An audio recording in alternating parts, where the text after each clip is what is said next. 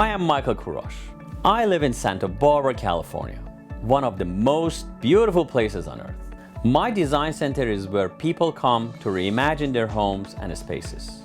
I work with the best designers, clients with broad tastes, and experts who navigate the fascinating world of design. I'm always excited to learn something new, and I never say no to a challenge.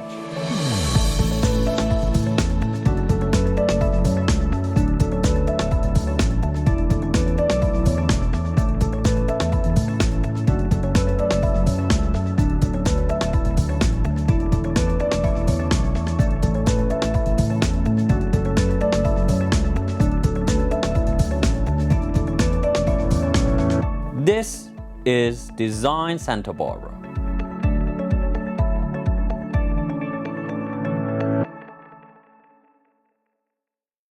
Welcome to Design Santa Barbara. I'm Michael Kourosh, and today we are in the world-famous rug room.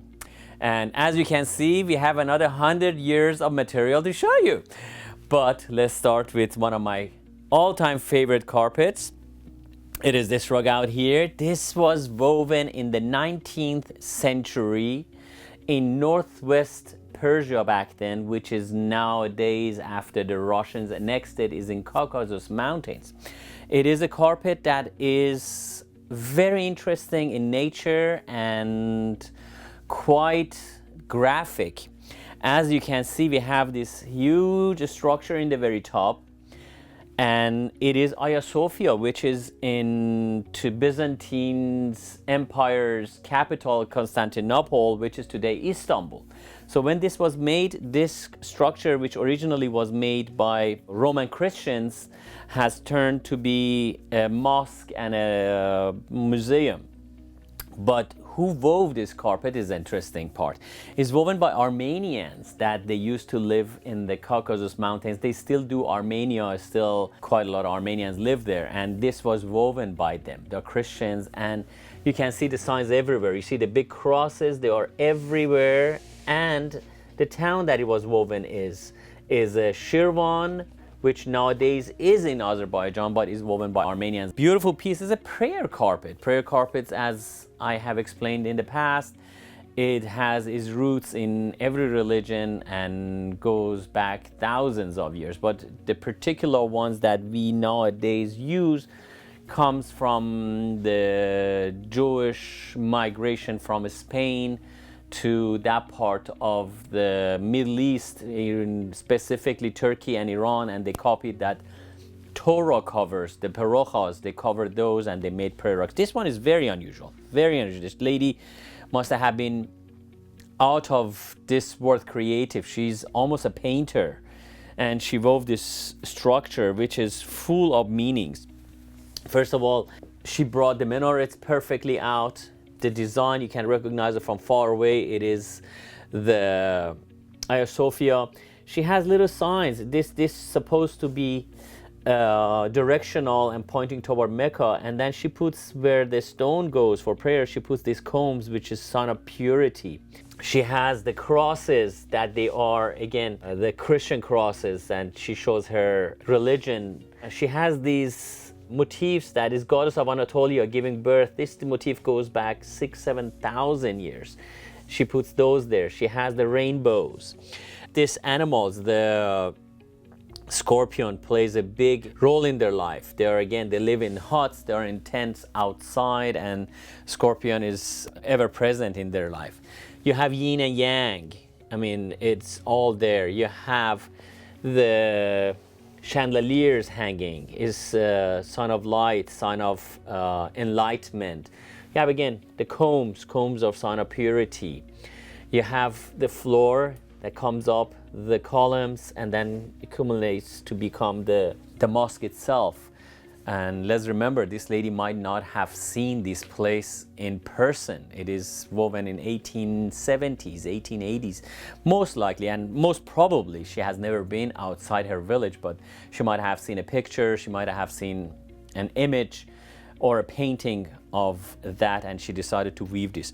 Again, is in a mint condition. Something has been 150 years around, has been used to be in this condition. It's quite rare. If you look at the very ends, The both ends are in immaculate condition. They even have the kilim, which is a flat part of the rug, still in it. The foundation is made of goat hair and wool in perfect condition.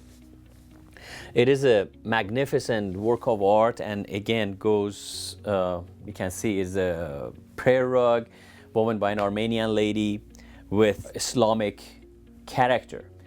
It's a fabulous piece. It's one of my favorite pieces and is always here. Come and see it. We'll be back after a short break. When we come back, I will show you yet another treasure from the rug room.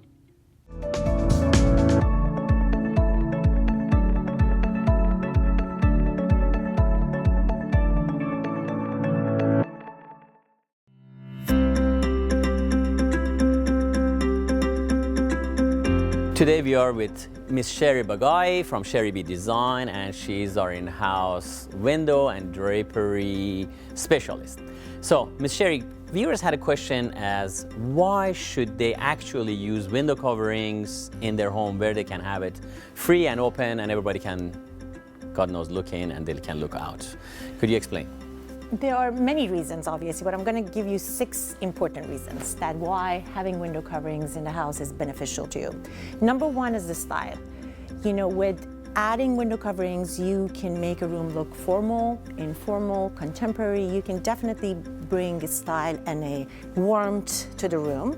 Second one, probably, I think the most important would be privacy. We all want to have privacy inside the house, so honeycomb shades are perfect. They would let the light in, but nobody can see inside and outside. I think the third most important reason would be the light that comes through. If you don't have any window coverings, your wood floor can get faded, your area rugs can get affected by the lights. The next important one would be the energy cost. Yes. With the window covering, you can make the room cooler, warmer, and definitely helps you with keeping the cost of your electricity and gas low. Last but not least would be how much value it would add to your home. If you're thinking about selling your home, definitely the right window covering, window treatment makes your home more elegant and more desirable. More representative. Yeah. Yes, I agree with all of them. And I highly recommend you, if you're looking for window coverings, come see Sherry B at Santa Barbara Design Center and get the right and proper window covering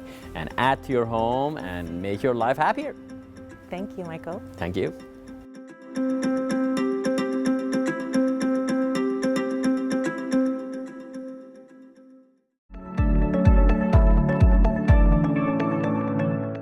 Welcome back to Design Santa Barbara. Today we are in the world famous rug room, and this is my playground. I love this place.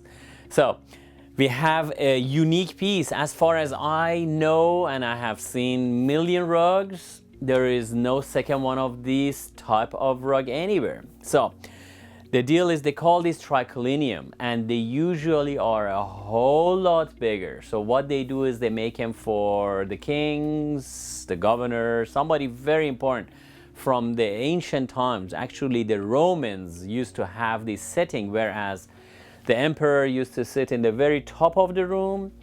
Their court people, the cronies, used to sit on each side of the room, and in the middle they used to have entertainment.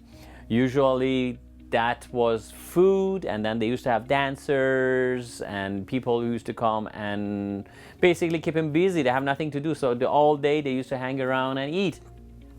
So this tradition has been duplicated in the Near East and the Middle East as well, whereas they did the same setup. The king or sultan or emperor used to sit in the top of the room, and then they used to have the court people around, and then they used to have in the middle entertainments, dancers, or serve food.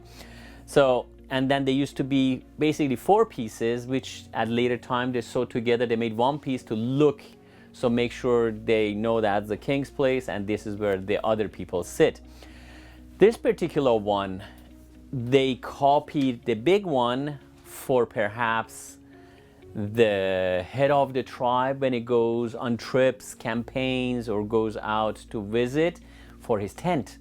So he's living in a tent when he goes out. He's not in his palace anymore, but takes the luxury with him.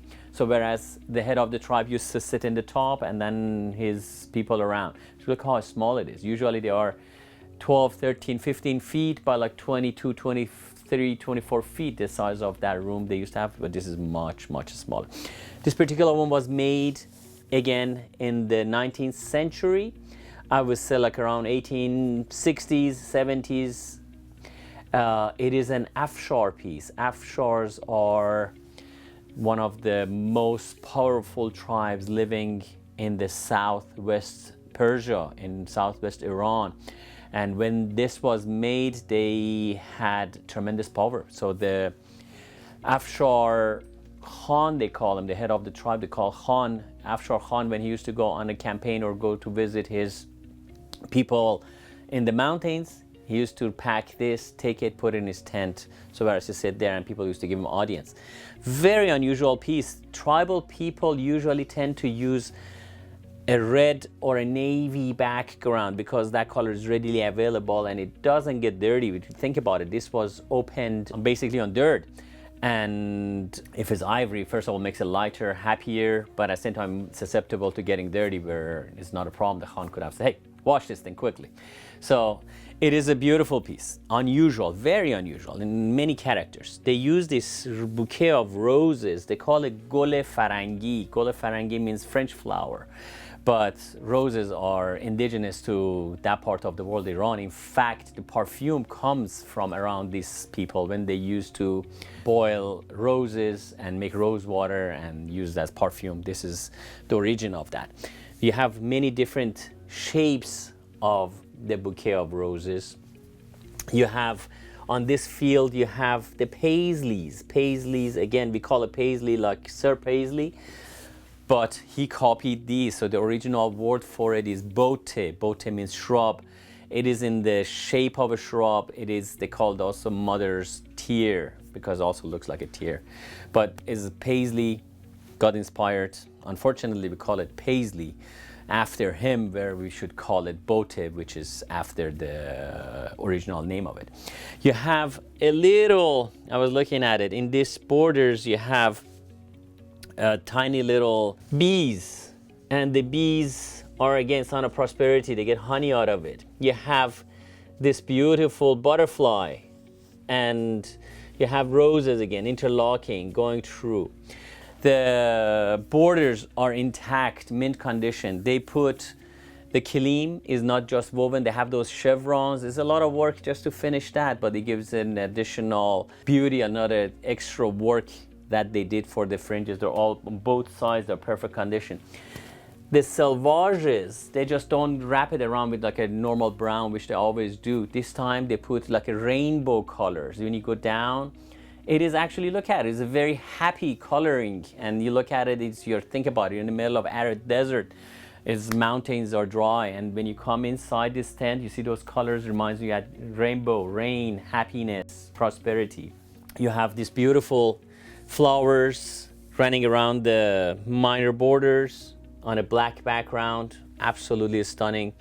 All the dyes on here are natural, and it was woven, think about it again, I've said that so many times, by some ladies that they go out, they shear the wool from the sheep, card it, spin it, they go to the mountains, get the red, a madder for the red, get saffron for the yellow, get the indigo for the blue, or they mix indigo and weld to get the yellow.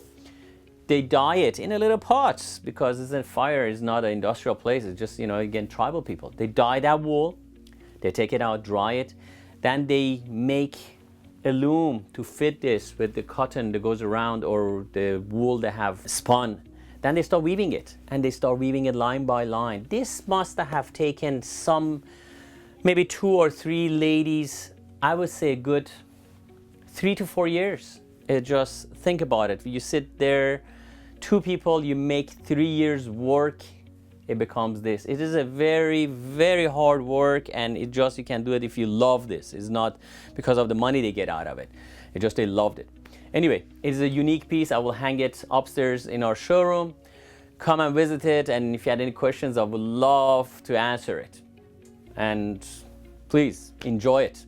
So for this rug, I have a lot to say. I bought this like about 30 years ago and I treasure it. Every single time I open it, my eyes get like, boom, what is this deal here? Was woven by Baluchis. Baluchis are these people that they live in a triangle in the very dry, very arid area, the southeast Iran, west of Pakistan, southwest of Afghanistan. These people have been living there for thousands of years. It's very dry. They have got used to the climate, and they have been through many, many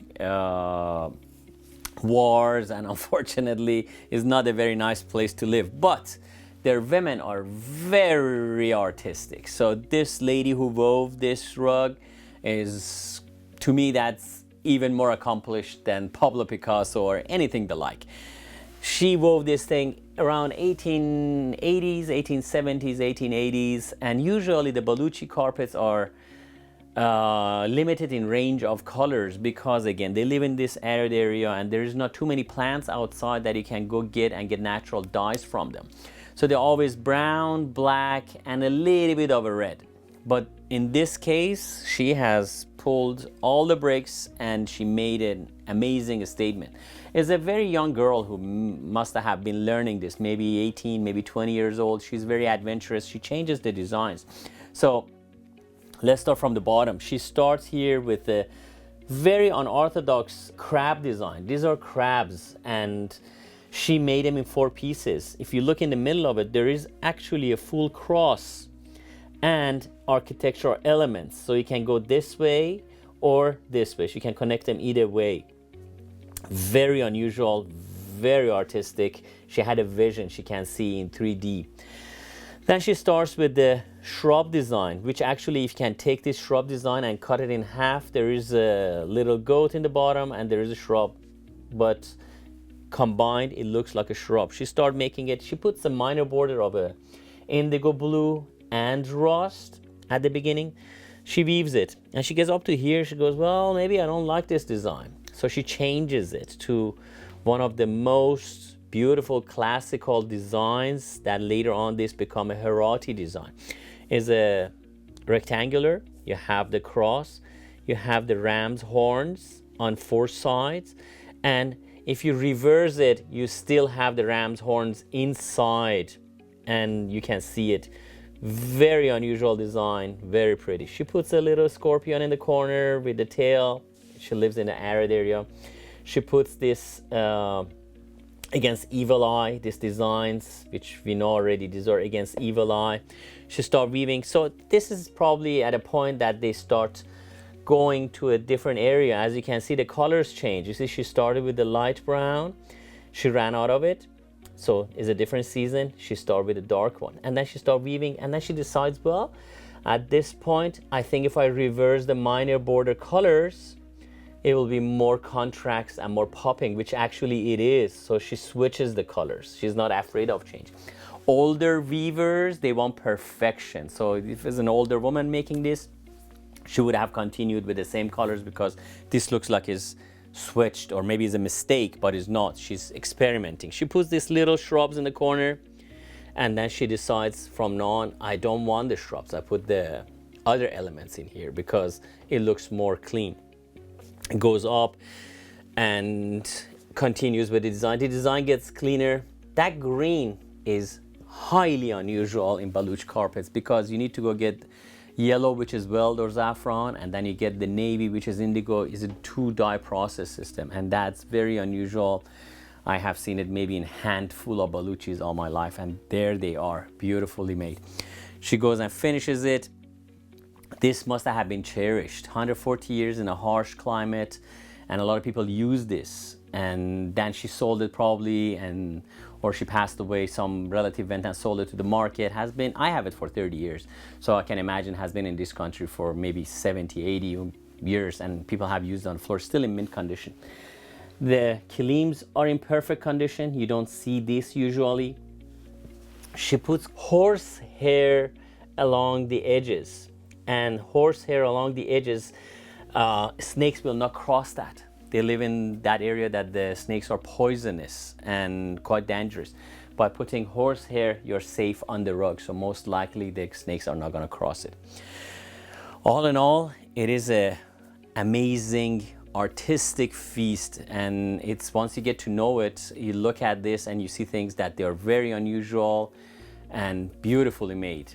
And I will hang it upstairs for you to come and visit it, look at it, and I'll explain to you what it's about. It's an art form that once you get to know it, it's hard to get out of it. You see, this is what I love. I'm a rugaholic for a reason. I love this. So I hope you enjoyed as well. When we come back, we're gonna go visit Nakhsh Rostam. This is in Fars area, close to Shiraz. And this is where the ancient Persian kings have been buried. So stay tuned. We'll be back.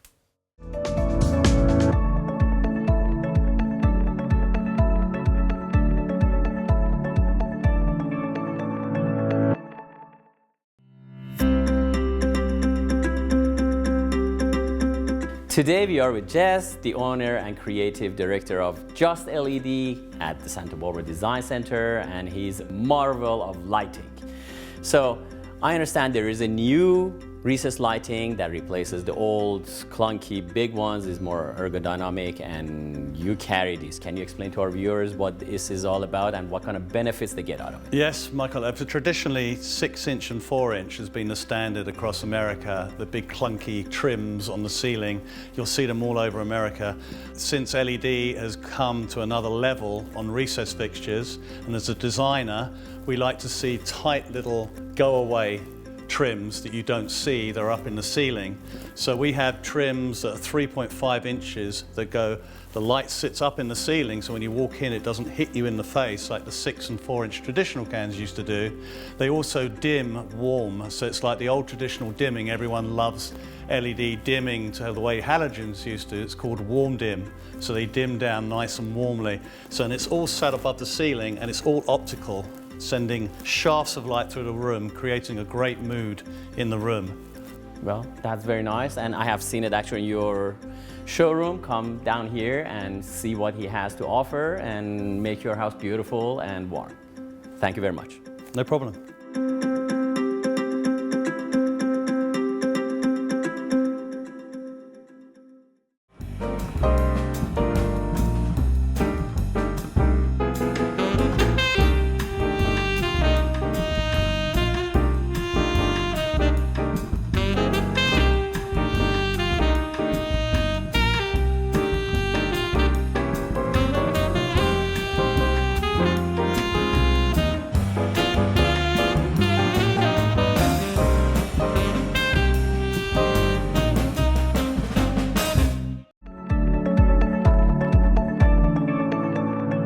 I would now like to share with you Nakhsh Rostam, an ancient archaeological site and necropolis located about 12 kilometers northwest of Persepolis in Fars province, Iran.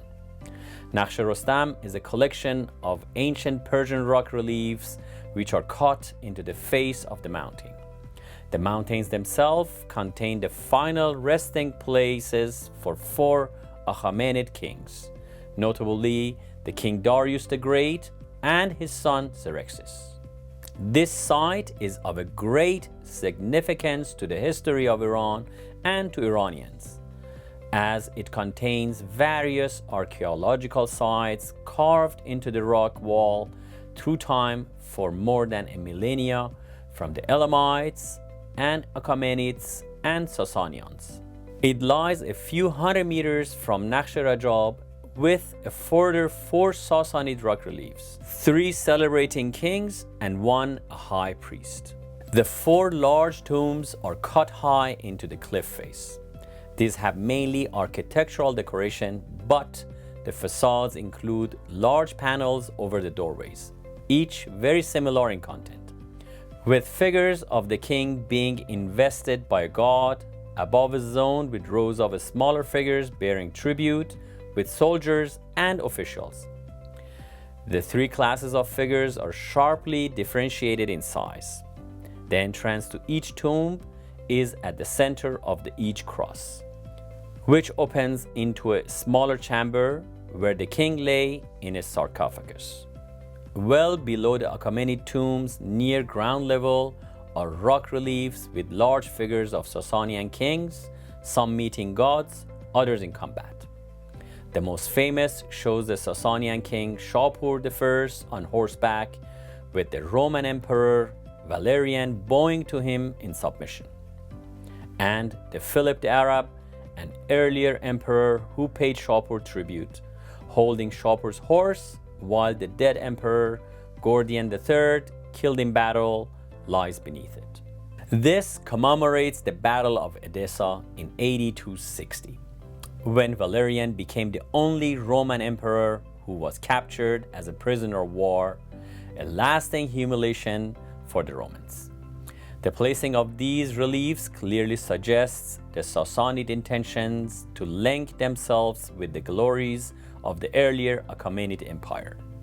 Let's look at some more of the incredible designs of this ancient site.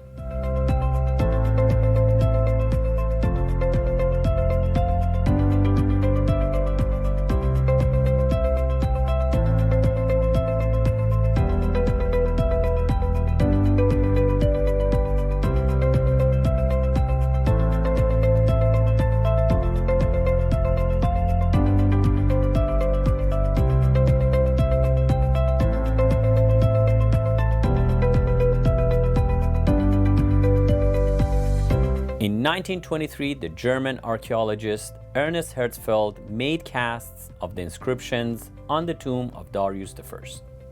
Since 1946, these casts have been held in the archives of the Smithsonian Institute in Washington, D.C.